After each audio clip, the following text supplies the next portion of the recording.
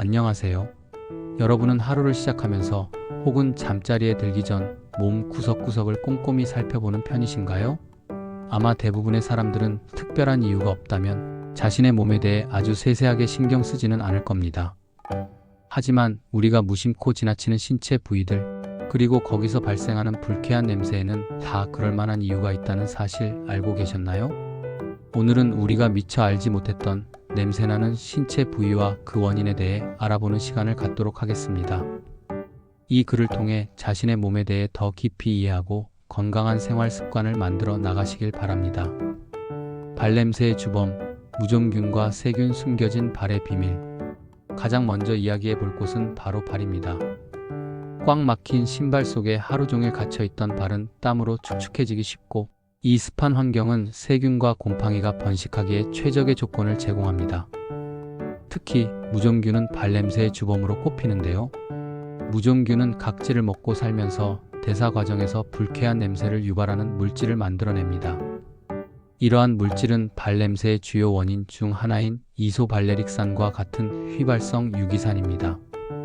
또한 땀 속의 유기물과 세균이 만나면서 부패하여 고약한 냄새를 풍기기도 합니다. 발냄새는 단순히 불쾌한 냄새를 넘어 위생 상태를 나타내는 지표가 될 수도 있습니다.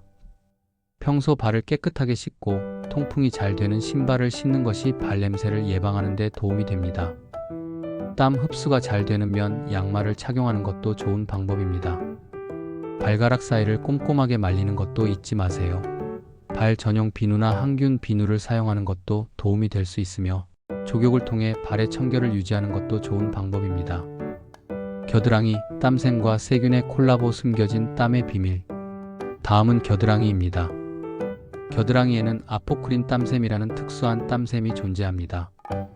이 땀샘은 일반적인 에크린 땀샘과 달리 단백질, 지방산 등 세균의 먹이가 되는 성분을 많이 포함하는 땀을 분비합니다. 겨드랑이 부위는 통풍이 잘 되지 않아 세균이 번식하기 쉽고, 세균이 땀 속의 유기물을 분해하면서 불쾌한 냄새를 발생시킵니다. 특히 아포크린 땀샘에서 분비된 땀은 피부 표면의 세균에 의해 분해되면서 특유의 채취를 만들어냅니다. 냄새의 강도는 개인의 땀 분비량, 세균 종류, 위생 상태 등에 따라 다르게 나타날 수 있습니다. 데오드란트 사용은 냄새를 줄이는 데 효과적이지만 근본적인 해결책은 아닙니다. 데오드란트는 땀 억제 효과와 냄새를 가리는 효과를 제공하지만 땀 자체의 분비를 막는 것은 아니기 때문입니다. 땀이 많이 나는 경우 통풍이 잘 되는 옷을 입고 겨드랑이를 청결하게 유지하는 것이 중요합니다. 항균 비누를 사용하여 겨드랑이를 깨끗하게 씻는 것도 냄새 제거에 도움이 됩니다. 또한 털을 제거하면 세균 번식을 줄이는 데 도움이 될 수 있습니다. 귀, 귓밥과 세균의 만남 숨겨진 귀의 비밀. 귀 역시 냄새의 온상이 될 수 있습니다. 귀 안쪽에는 귓밥을 생성하는 이구선이 있는데, 이 귓밥에는 지방, 단백질 등이 포함되어 있어 세균이 번식하기 좋은 환경을 제공합니다. 귓밥은 귀를 보호하는 역할을 하지만 과도하게 쌓이면 냄새가 심해질 수 있습니다. 귓밥이 적거나 습한 환경에 노출되면 세균 번식이 더욱 활발해져 냄새가 심해질 수 있습니다. 귓속을 면봉으로 깊숙이 파는 것은 오히려 귓밥을 더 깊숙이 밀어넣거나 염증을 유발할 수 있으므로 가급적 피하는 것이 좋습니다. 귀 청결을 유지하기 위해서는 샤워 후 귓바퀴와 입구 부분을 부드럽게 닦아주는 정도로 충분합니다. 귓밥이 과도하게 쌓여 불편함을 느낀다면 이비인후과 전문의의 도움을 받는 것이 안전합니다. 입, 구강 내 세균의 증식 숨겨진 입의 비밀. 입냄새는 많은 사람들을 괴롭게 하는 불청객입니다. 입 안에는 수많은 세균이 살고 있으며 음식물 찌꺼기, 침, 점액 등 세균의 먹이가 되는 물질이 풍부합니다.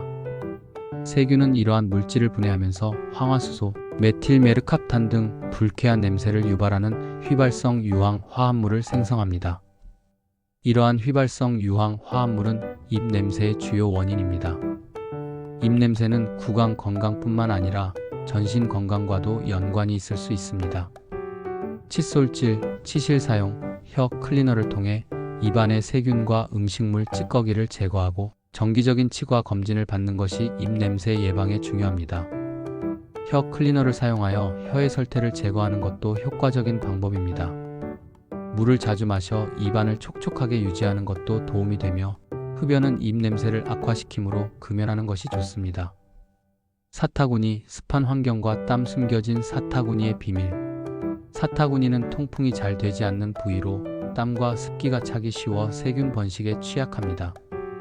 특히 꽉 끼는 속옷이나 바지를 입는 경우 습한 환경이 더욱 심해져 냄새가 심해질 수 있습니다. 사타구니에는 땀샘뿐만 아니라 피지선도 존재하여 땀과 피지가 함께 분비되어 냄새를 악화시킬 수 있습니다.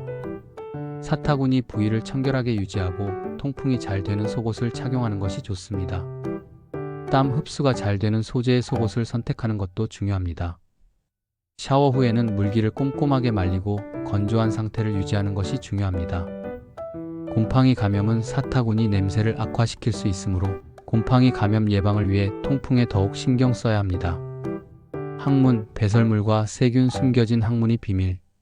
항문 주변은 대변, 땀, 그리고 분비물로 인해 냄새가 발생하기 쉬운 부위입니다. 대변에는 세균이 많고 땀과 분비물은 세균의 번식을 돕는 환경을 조성합니다.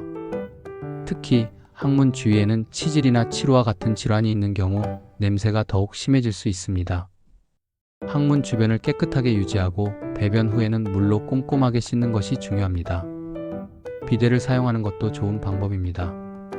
또한 변비나 설사로 인해 위생 관리가 어려워지지 않도록 규칙적인 식습관과 충분한 수분 섭취를 하는 것이 좋습니다. 유산균 섭취를 통해 장 건강을 관리하는 것도 도움이 됩니다. 두피, 피지와 세균 숨겨진 두피의 비밀. 마지막으로 두피에서도 냄새가 발생할 수 있습니다. 두피에는 피지선이 발달해 있어 피지가 많이 분비되는데 이 피지는 세균의 먹이가 되어 냄새를 유발합니다. 땀, 미세먼지 등 외부 오염 물질도 두피 냄새를 악화시키는 요인입니다. 두피 냄새는 지루성 피부염, 건선 등 두피 질환과 연관되어 발생할 수도 있습니다. 머리를 감을 때 두피를 꼼꼼하게 마사지하고 샴푸 잔여물이 남지 않도록 깨끗하게 헹구는 것이 중요합니다. 샴푸 선택 시 자신의 두피 타입에 맞는 제품을 사용하는 것이 중요합니다. 잦은 드라이어 사용은 두피를 건조하게 만들어 좋지 않으므로 자연 건조하거나 미지근한 바람으로 말리는 것이 좋습니다.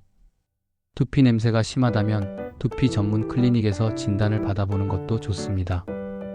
지금까지 우리가 무심코 지나쳤던 신체 부위와 냄새의 원인에 대해 알아보았습니다. 각 부위별로 냄새를 유발하는 원인이 다르므로 그에 맞는 위생 관리를 하는 것이 중요합니다. 자신의 몸에 대해 더 잘 알고 건강한 생활 습관을 실천하여 불쾌한 냄새로부터 자유로워지시길 바랍니다. 오늘 알려드린 정보가 여러분의 건강한 삶에 도움이 되기를 바라며 다음 시간에도 더욱 유익한 정보로 찾아뵙겠습니다. 감사합니다.